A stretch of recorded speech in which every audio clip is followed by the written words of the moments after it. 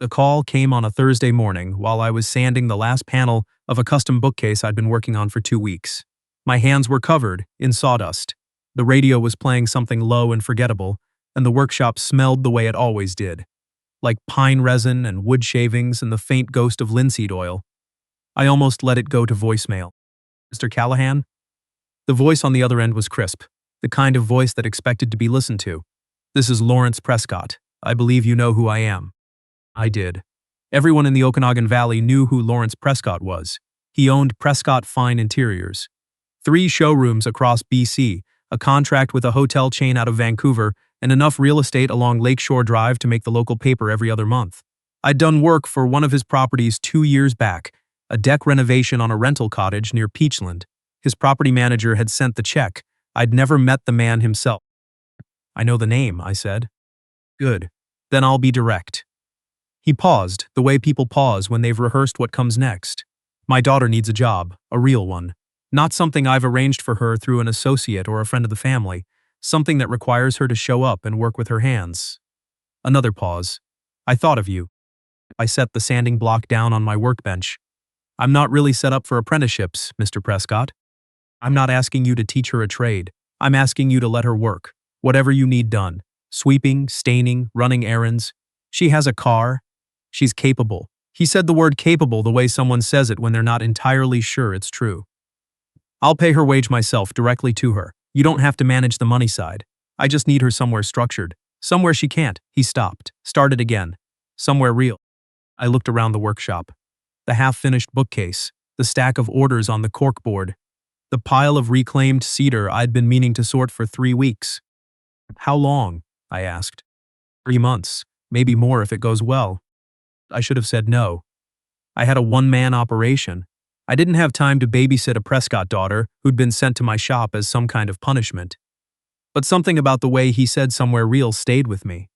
Like he was embarrassed. Like he was asking for something he didn't know how to ask for properly. "She can start Monday," I said. Her name was Claire Prescott. She arrived at 7:58 on a gray October morning in a Subaru that looked like it had been detailed the day before. She was maybe 24-25, dark hair pulled back. She was wearing clothes that were clearly meant to look like work clothes. New canvas jacket, clean boots, and she stood in the doorway of the workshop with her arms crossed, looking around the way people look around when they're trying not to look impressed or intimidated by something unfamiliar. "You're Callahan?" she said. "Liam Callahan," I said. "You can call me Liam." She didn't offer the same courtesy. She looked at the workbench, the tools hanging on the pegboard, the sawdust on the floor. "My father told me you build furniture." "Custom pieces mostly, some renovation work. He told me to be useful." She said it flatly, not resentful exactly. More like she was reading from a script she hadn't written and didn't much care for. "So, what do you need?"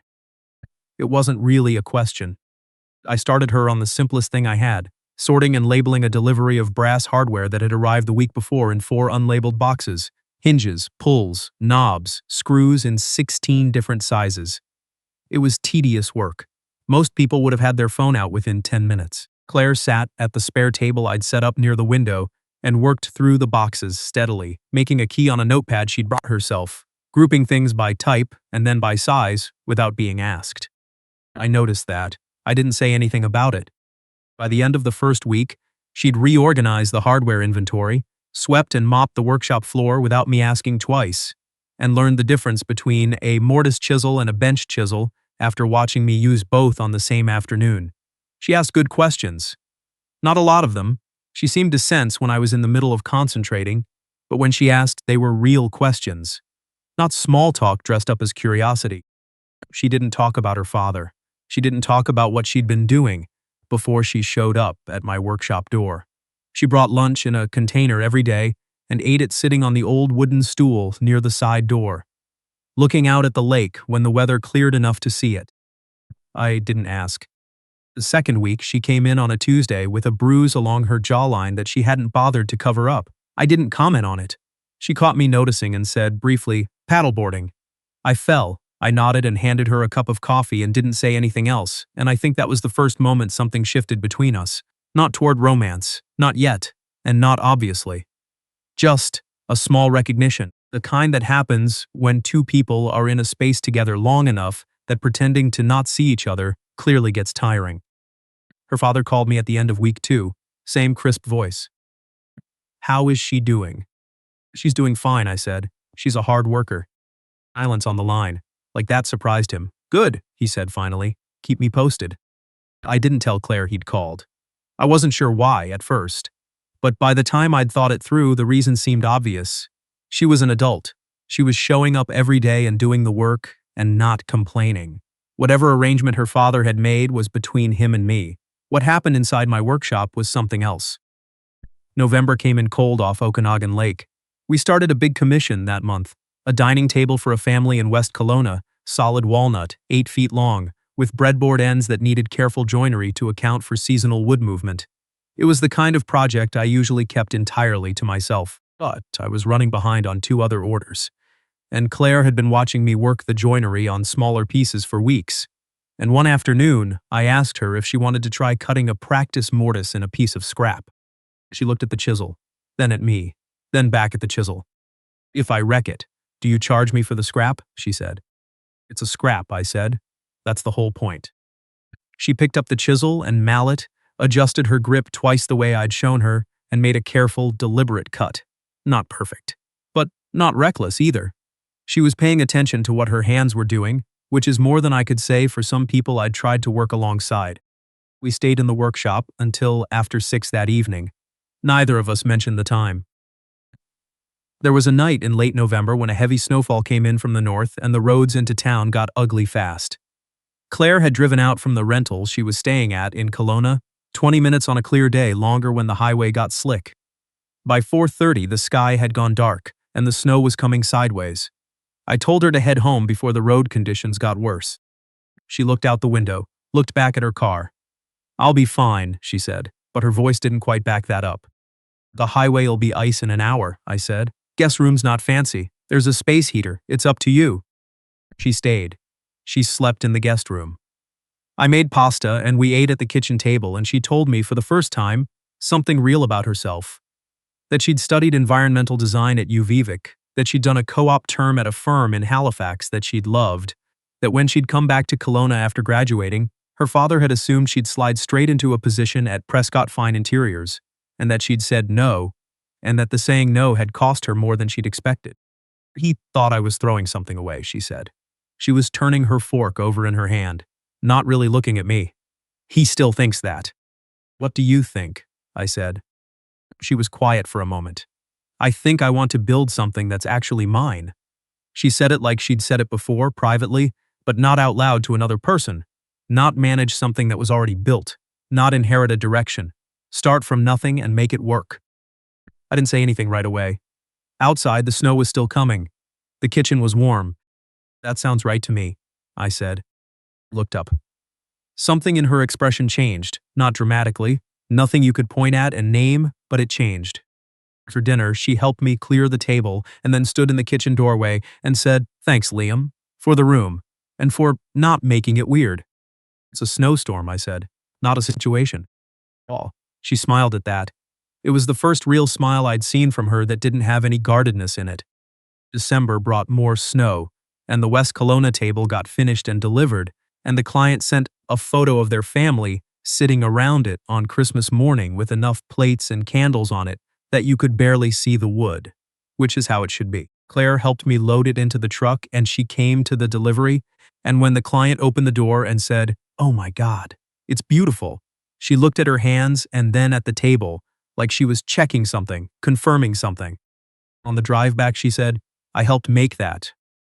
"You cut 3 of the mortises and did the entire finish sanding on the top," I said. She was quiet for a moment, looking out the passenger window at the snow on the orchards. "I want to keep doing this," she said. "I want to learn properly." "You're already learning," I said. "I mean formally. I want to know the theory, not just the practice. Is there, I don't know, a program somewhere?" There was. BCIT had a furniture-making program out of Burnaby. N8 in Edmonton had something similar. I told her about both. She pulled out her phone and started reading before we'd gotten back to the workshop. Her father found out in January. I don't know exactly how, whether Claire told him, or whether he'd been tracking her enough to notice the shift in what she was doing with her time. But he called me on a Wednesday afternoon, and his voice had lost the crispness it usually had. It was something tighter, something that didn't leave much room. She tells me she's considering a trades program, he said. That's between you and her, I said. I sent her to you so she could. He stopped. I expected her to get this out of her system. A few months of physical work and she'd understand what she had available to her. I set down the plane I was holding. Mr. Prescott, your daughter is good at this. Not just willing, actually good. She understands proportion, she has patience for fine work, and she has a genuine eye for material. That's not nothing. Silence. She could do this, I said, if she wants to. I didn't ask for your assessment of her aptitude, he said. The crispness was back. The call ended shortly after. 2 days later, Claire came in and worked the morning quietly, and then at lunch, she sat on the stool by the side door and said, without preamble, my father called you. Oot. He did. Oot. What did he say? He's concerned about your direction. I kept it simple. I told him you were good at the work. She was quiet for a long moment. He wants me to come back, she said. Not home, to the company. He has a position he wants to offer me. Brand partnerships, working with suppliers. She said it flatly, the way she'd said things in that first week, like she was reading from a script. What do you want? I said. She looked down at her hands. There were calluses forming on her right palm, not dramatic, not what you'd see on hands that had worked outdoors for years, but real, present, evidence of something. I already said no, she said. Okay.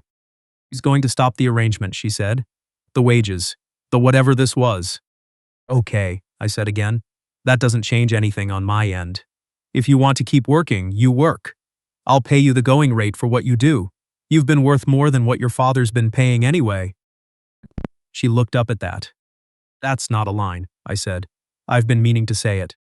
She nodded, slowly. Then she picked up her sandwich and finished her lunch and went back to work. And we didn't talk about Lawrence Prescott again for a long time. By February, she was on payroll. My payroll, proper, with a real rate and a schedule. She'd applied to the BCIT program for the following September. On the weekends, she started designing her own small pieces, working them out in a sketchbook she kept on the corner of the spare table. I'd glance at the drawings sometimes. She was thinking in the right direction, practical, not showy. Things that were meant to be used and to last. There were nights when we worked late on a deadline and I'd put on the radio and we'd just be in the same space not talking, each doing what we were doing, and it felt easy, genuinely easy, the kind of easy that doesn't announce itself. I didn't say anything about it. I wasn't sure what there was to say, or whether saying something would break something that was working. She said it first, in March. We were cleaning up after finishing a set of bedroom furniture for a client in Summerland. 6 weeks of work, the most complex commission I'd taken on in 2 years, and we'd gotten the final piece loaded and delivered and come back to the workshop to find it more quiet and empty feeling than usual, the way spaces feel after something has been completed in them. She was putting tools back on the pegboard. She did it methodically, which I'd noticed from the beginning. Each tool in its outline, nothing approximated. Liam, she said, not turning around. Yeah. I think I need to tell you something. Okay. She turned then. She had sawdust in her hair and a streak of wood stain on her forearm that she'd been trying to get off with a rag for the past 20 minutes. I didn't think this would be anything, she said. When I showed up in October, I thought I'd survive 3 months and leave, and that would be it. She paused. But I don't want to leave, and I don't think it's just about the work anymore. I didn't say anything immediately. I'd been holding a finishing mallet loosely at my side, and I set it down carefully on the workbench. The way you set something down when you want to make sure you're giving your full attention to what comes next. I know you're my employer, she said. I know this is complicated. It's not uncomplicated, I agreed. So, if you'd rather not, she started. Claire. I said her name and she stopped. I've been thinking about this since November. She blinked. The snowstorm? The dinner after the snowstorm, I said. When you talked about wanting to build something that's actually yours. She was quiet for a moment, then very quietly, oh. I didn't say anything because I didn't want it to be something you felt like you couldn't navigate, I said. You work here. You're building something here. I wasn't going to complicate that for you. You could have asked, she said. You could have too, I said. She laughed then. A real laugh, short and surprised. And that was enough. That was the whole of it, really. Nothing dramatic. No declaration that didn't fit. Just the two of us in a workshop in the Okanagan in March. The smell of sawdust and linseed oil, and the last of the winter coming through the cracked side door, and something that had been building for 5 months finally landing where it was supposed to. Lawrence Prescott called in April. Not to me this time, to Claire. She told me about it afterward, sitting on the tailgate of my truck in the parking area outside the workshop, both of us with coffee, the first genuinely warm afternoon of spring coming up off the pavement. He's selling the Lakeshore Drive property, she said. 2 of the showrooms are underperforming. He's restructuring. I heard something about that, I said. There'd been a piece in the Capital News a week before. Prescott Fine Interiors facing headwinds after a contract with a major hotel chain fell through. He wanted to know if I'd reconsider, she said. Coming back. What did you say? She turned the coffee cup in her hands. I said I was exactly where I wanted to be. She glanced over at me. He didn't take it well, but he didn't argue either, which is new. Maybe he's learning, I said. Maybe, she said. She didn't sound entirely convinced, but she didn't sound hurt either. Just clear, like someone who had worked something out and was done working it out. The BTT program started in September. She drove to Burnaby on the Sunday before orientation, her car loaded with tools she'd bought herself over the summer with money she'd earned, and a portfolio of drawings that had started in a sketchbook on the corner of a spare table and grown into something a person could be proud of. We spent the weekend in Vancouver before she moved into her student housing. We walked along the seawall and ate at a Japanese restaurant in Chinatown that someone at the lumberyard had recommended, and on the Sunday morning before I drove back to Kelowna, I sat across from her at a coffee shop on Commercial Drive, and she looked at me across the table with that expression she had. The one that didn't have any guardedness in it, and said, "You know I'm coming back."